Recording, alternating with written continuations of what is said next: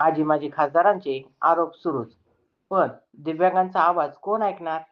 सध्या शहरात ड्रग्ज प्रकरण, सिसपे प्रकरण यावरून आजी माजी खासदार एकमेकांवर आरोप प्रत्यारोप करत आहेत. रोज नवे खुलासे, नवे आरोप, नवे राजकीय ड्रामे सुरू आहेत. मात्र या सगळ्या गदारोळात एक गंभीर प्रश्न पूर्णपणे दुर्लक्षित राहिला आहे. तो म्हणजे दिव्यांगांचा प्रश्न.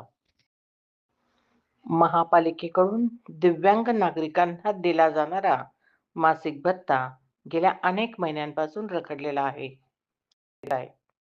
हा भत्ता कुठलीही चैन नाही, तर अनेक दिव्यांगांसाठी उपजीविकेचा एकमेव आधार आहे.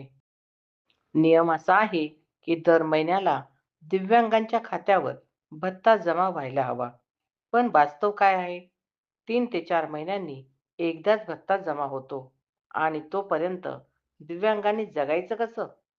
या संदर्भात महापालिका आयुक्तांकडे वारंवार तक्रारी करूनही एकही ठोस निर्णय झालेला नाही. एकही ठोस उत्तर मिळालेलं नाही. महापालिका प्रशासन आणि प्रशासक यांचे या प्रश्नाकडे पूर्णपणे दुर्लक्ष झाल्याचा आरोप होत आहे. सवाल असा आहे की निधी नाही म्हणणाऱ्या महापालिकेकडे मग सांस्कृतिक कार्यक्रमांसाठी निधी कुठून येतो?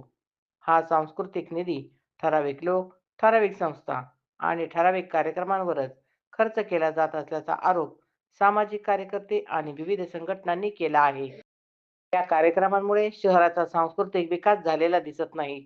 मात्र काही मोजक्या लोकांचा आणि संस्थांचा विकास मात्र नक्कीच झालेला आहे, असा संतप्त सवाल उपस्थित केला जात आहे. आता प्रश्न थेट आजी आणि माजी खासदारांना विचारला जात आहे. तुम्ही एकमेकांवर आरोप करायला वेळ काढता, मग दिव्यांगांच्या मूलभूत हक्कासाठी आवाज उठवायला वेळ का नाही? जर लवकरात लवकर निर्णय घेतला गेला नाही, तर सामाजिक संघटनांकडून तीव्र आंदोलनाचा इशाराही देण्यात आला आहे. महापालिका प्रशासनाकडून अद्याप कोणतीही अधिकृत प्रतिक्रिया आलेली नाही. दिव्यांगांच्या संयमाची परीक्षा किती दिवस घेतली जाणार? हा प्रश्न आता संपूर्ण शहर विचारत आहे.